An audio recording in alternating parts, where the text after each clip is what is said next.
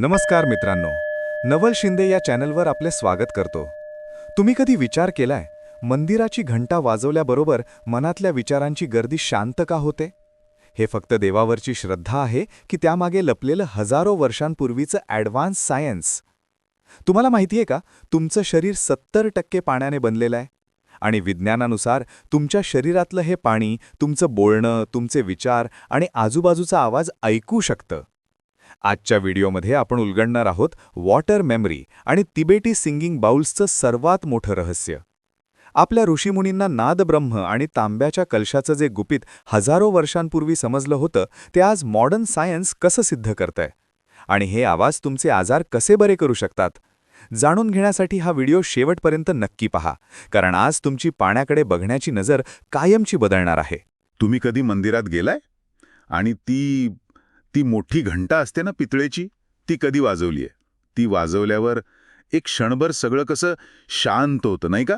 डोक्यातले सगळे विचार जणू थांबून जातात. तो आवाज फक्त कानावर आदळत नाही, तो पूर्ण शरीरातून, छातीतून, पोटातून आरपार जातो आणि अंगावर एक विलक्षण शहारा येतो. असं वाटतं की आपण जगापासून तुटलोय. हा फक्त आवाज नसतो, ही एक ऊर्जा असते जी थेट आपल्या अस्तित्वाच्या मुळाशी जाऊन भिडते. आज आपण याच गोष्टीवर खोलात जाऊन बोलणार आहोत, म्हणजे ध्वनी, विज्ञान आणि अध्यात्म यांच्यातल्या अद्भुत नात्यावर. एक विशिष्ट प्रकारचा आवाज आपलं नशीब आणि आपल्या शरीराची रचना कशी बदलू शकतो, हे आपण आजच्या स्रोतांमधून समजून घेणार आहोत. आपलं लक्ष असेल तिबेटियन सिंगिंग बोल्स आणि वॉटर मेमरी, म्हणजे पाण्याची स्मरणशक्ती यावर. आणि सगळ्यात रंजक गोष्ट म्हणजे या संकल्पना हजारो वर्षांपूर्वी आपल्या हिंदू शास्त्रांमध्ये कशा होत्या आणि आजचं आधुनिक विज्ञान त्यावर कसं शिक्कामोर्तब करतंय हे पाहणं. बरोबर. आणि या चर्चेचा उद्देश फक्त माहिती देणं नाहीये, तर एक दृष्टिकोन देणं आहे. ध्वनी लहरी आपल्या शरीरातल्या पाण्यावर, म्हणजे आपल्या पेशींवर कसा परिणाम करतात हे आपण विज्ञानाच्या मदतीने समजून घेऊ. आपल्या रोजच्या आयुष्यातल्या चरणामृत किंवा कलश स्थापना यांसारख्या प्रथांमागे एक खूप खोल विज्ञान दडलेलं आहे, ते उलगडू. आणि महत्त्वाचं म्हणजे हे ज्ञान आपण आपल्या धावपळीच्या जीवनात सकारात्मक बदलासाठी कसं वापरू शकतो हे पाहू. चला तर मग सुरुवात करूया. एक साधं सत्य आहे, आपलं शरीर जवळजवळ 70% पाण्याने बनलेलं आहे. म्हणजे आपण सगळे चालते फिरते पाण्याचे साठेच आहोत. तर मग ही पाण्याला स्मरणशक्ती असते, ही संकल्पना नेमकी आहे तरी काय? हे ऐकायला थोडं फिल्मी वाटतंय. फिल्मी वाटलं तरी खरं तर यात खूप तथ्य आहे. जपानचे एक शास्त्रज्ञ होते डॉक्टर मसारू इमोटो. त्यांनी यावर एक प्रयोग केला ज्याने संपूर्ण जगाला विचार करायला भाग पाडलं. त्यांनी काय केलं तर पाण्याच्या थेंबांना वेगवेगळ्या प्रकारच्या भावना, शब्द आणि संगीत ऐकवलं आणि मग ते थेंब गोठवून त्याचे स्फटिक मायक्रोस्कोप खाली तपासले. एक मिनिट, पाण्याला संगीत ऐकवलं आणि त्याने काय फरक पडला? खूप मोठा फरक पडला.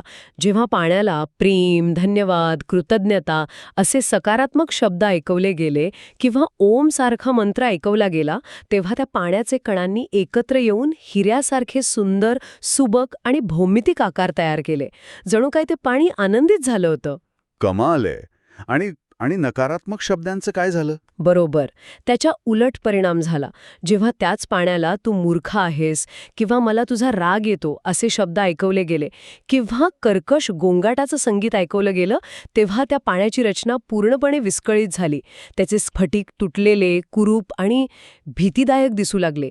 जणू काही ते पाणी घाबरलं होतं किंवा दुखावलं गेलं होतं. हे ऐकून माझ्या अंगावर अक्षरशः काटा आला.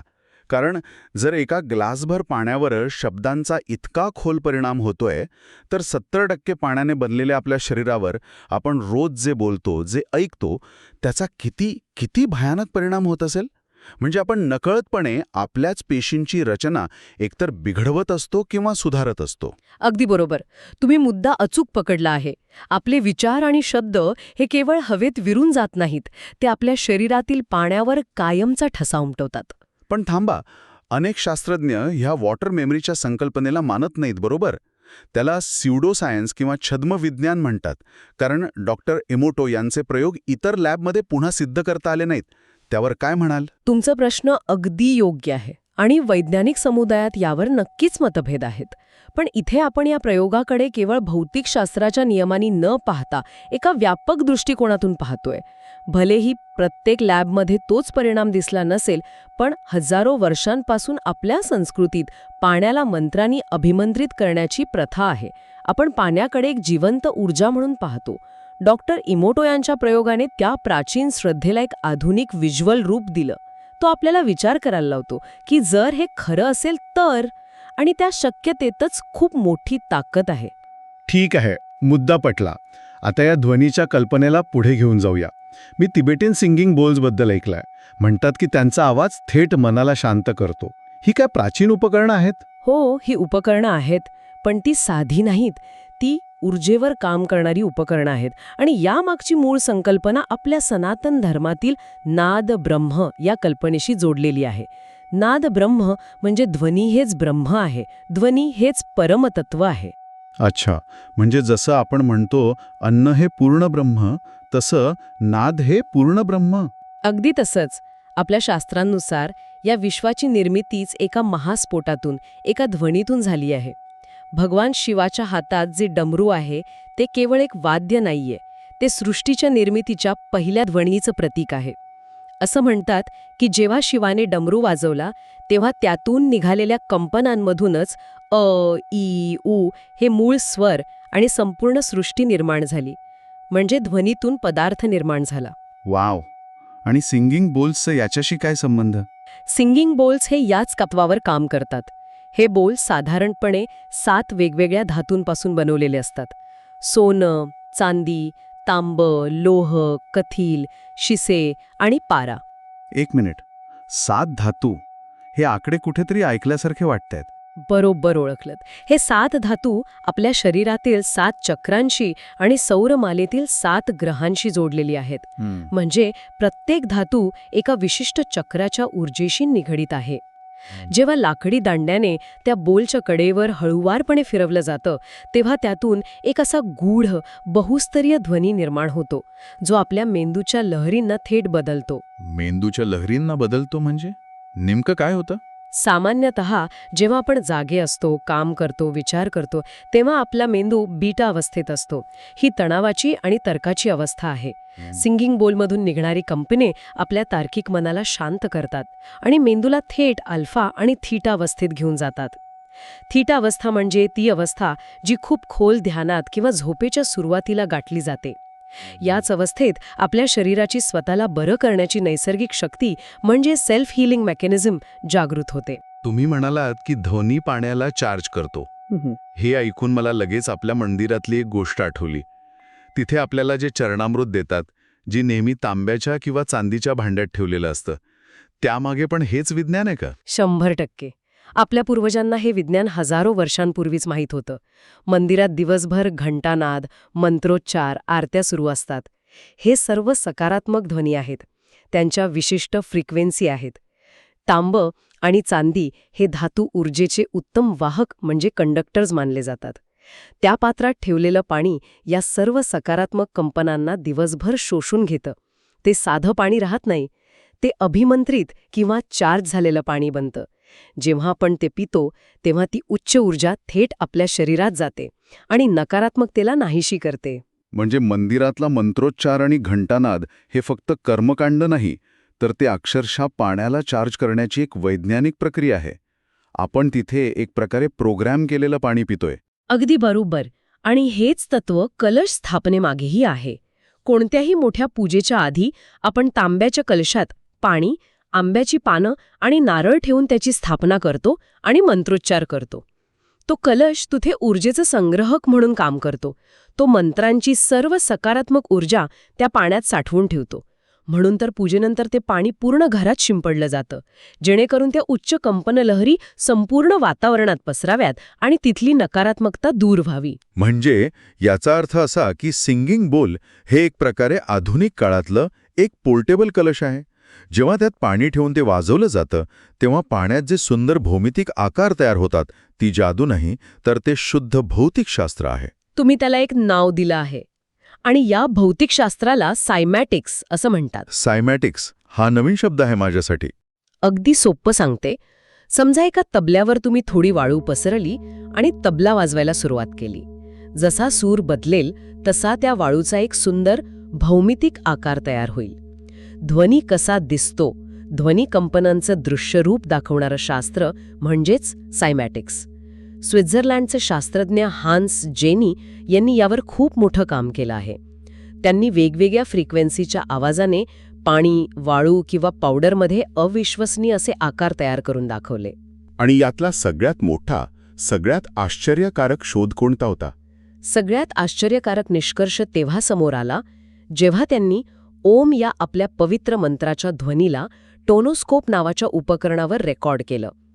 जेव्हा ओमचा जप केला गेला तेव्हा वाळूच्या कणांनी एकत्र येऊन जो आकार तयार केला तो अगदी श्रीयंत्रासारखा होता. काय सांगताय? हे तर थक्क करणारं आहे. श्रीयंत्र, जे आपण संपत्ती आणि समृद्धीसाठी पूजतो, ते फक्त एक चित्र नसून ओम या ध्वनीचं भौतिक रूप आहे. म्हणजे आपल्या ऋषीमुनींनी कोणत्याही आधुनिक तंत्रज्ञानाशिवाय केवळ ध्यानावस्थेत हे ध्वनी पाहिले आणि त्यांना यंत्रांच्या रूपात रेखाटलं. हो, त्यांना हे ज्ञान ध्यानाच्या अत्युच्च अवस्थेत मिळालं होतं. त्यांना समजलं होतं की प्रत्येक मंत्राचा एक विशिष्ट आकार आणि एक विशिष्ट ऊर्जा असते. श्रीयंत्र हे ओम या वैश्विक ध्वनीचं व्हिज्युअल रिप्रेझेंटेशन आहे. म्हणूनच त्याला यंत्रांचा राजा म्हणतात. म्हणजे मी रोज ऑफिसला जाताना जो ट्रॅफिकचा कर्कश आवाज ऐकतो, तो माझ्या शरीरातल्या पाण्याचा आकार बिघडवत असतो. आता कळलं मला शहरात राहून इतका थकवा का येतो. आजच्या जगात आपण सतत गोंगाटाने वेढलेलो आहोत. नकारात्मक बातम्या, लोकांचं भांडण, कर्कश संगीत. हा सगळा गोंगाट आपल्या रक्तातील आणि पेशींमधल्या पाण्यात एक प्रकारचा गोंधळ निर्माण करतोय. आजारपण आणि मानसिक अशांतीचं हे एक मोठं कारण असू शकतं, नाही का? नक्कीच. आपल्या शरीरातलं पाणी या नकारात्मक कंपनांमुळे सतत प्रदूषित होत आहे. आणि इथेच सिंगिंग बोल्ससारखी उपकरणं ब्रेनवेव्ह एंट्रेनमेंट नावाच्या प्रक्रियेद्वारे काम करतात. एक मिनिट, ब्रेनवेव्ह एंटेनमेंट हा शब्द थोडा जड वाटतोय. याचा सोप्या भाषेत अर्थ असा आहे का की सिंगिंग बोलचा आवाज आपल्या मेंदूला ट्यून करतो, जसा आपण रेडिओ स्टेशन लावतो? तुम्ही एकदम अचूक उपमा दिली आहे. एंटेनमेंट म्हणजे एकरूप होणे. जेव्हा दोन कंपनं एकत्र येतात तेव्हा जास्त शक्तिशाली कंपन दुसऱ्याला आपल्या तालावर आणतं. सिंगिंग बोलमधून निघणारा शांत आणि स्थिर ध्वनी आपल्या मेंदूच्या धावणाऱ्या अशांत लहरींना आपल्यासोबत शांत होण्यासाठी आमंत्रित करतो. जसं गिटारच्या तारा सैल झाल्यावर सूर बिघडतो आणि त्याला पुन्हा जुळवावं लागतं, तसंच तणावामुळे विस्कळीत झालेली आपल्या चक्रांची फ्रिक्वेन्सी सिंगिंग बोल्सच्या कंपनांमुळे पुन्हा नैसर्गिक अवस्थेत येते. यालाच रिट्युनिंग किंवा चक्रांचं संतुलन म्हणता येईल. तर मग या सगळ्या ज्ञानाचा आपण आपल्या रोजच्या जीवनात नेमका कसा वापर करायचा? प्रत्येकाकडे सिंगिंग बोल असेलच असं नाही. काही सोपे व्यावहारिक उपाय आहेत का? नक्कीच आहेत.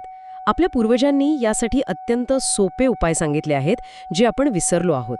पहिला आणि सगळ्यात सोपा उपाय म्हणजे शक्य असल्यास तांब्याच्या भांड्यात रात्रभर ठेवलेलं पाणी सकाळी पिणे. तांबे पाण्यातील अशुद्धी दूर करतेच, पण ते ऊर्जेचा उत्तम संग्रहकही आहे. रात्रभर ते पाणी सकारात्मक ऊर्जा साठवून ठेवतं. ठीक आहे, हा उपाय सोपा आहे. दुसरा उपाय काय? दुसरा उपाय तर आपल्या आतच आहे. भ्रामरी प्राणायाम किंवा ओमचा जप. जेव्हा आपण स्वतः ओम किंवा म असा ध्वनी करतो तेव्हा आपल्या घशातून आणि छातीतून निघणारी कंपनं थेट आपल्या कवटी आणि पाठीच्या कण्यात घुमतात. आपल्या मेंदूच्या आजूबाजूला जे सेरिब्रोस्पायनल फ्लुइड असतं ते या कंपनांनी चार्ज होतं. हा आपल्या शरीराचा स्वतःचा सिंगिंग बोल इफेक्ट आहे. यासाठी बाहेरून काहीच लागत नाही. आणि तिसरा उपाय, ज्यांच्याकडे सिंगिंग बोल आहे त्यांच्यासाठी? हो, जर शक्य असेल तर एका लहान सिंगिंग बोलमध्ये थोडं प्यायचं पाणी घ्या. डोळे बंद करून 2 मिनिट तो बोल वाजवा. त्यावेळी मनात कृतज्ञतेचा किंवा श्रद्धेचा भाव ठेवा. तुम्ही शिवाचं ध्यान करू शकता किंवा फक्त ब्रह्मांडाचे आभार मानू शकता. मग ते पाणी प्या. ते पाणी आता केवळ H2O नाही तर एक औषध बनलेलं असेल. ते तुमच्या पेशींना पुनरुज्जीवित करेल आणि तुम्हाला एकदम फ्रेश वाटेल. थोडक्यात, ध्वनी हे भौतिक जगाला आध्यात्मिक जगाशी जोडणारा एक पूल आहे. क्वांटम फिजिक्ससुद्धा आता हेच सांगतंय की या जगात काहीही ठोस नाहीये. सर्व काही केवळ वेगवेगळ्या गतीने कंपन करणारी ऊर्जा आहे. जेव्हा आपण योग्य ध्वनीच्या सानिध्यात येतो तेव्हा आपण त्या वैश्विक ऊर्जेशी, त्या ब्रह्मांडाच्या तालाशी एकरूप होतो. अगदी बरोबर.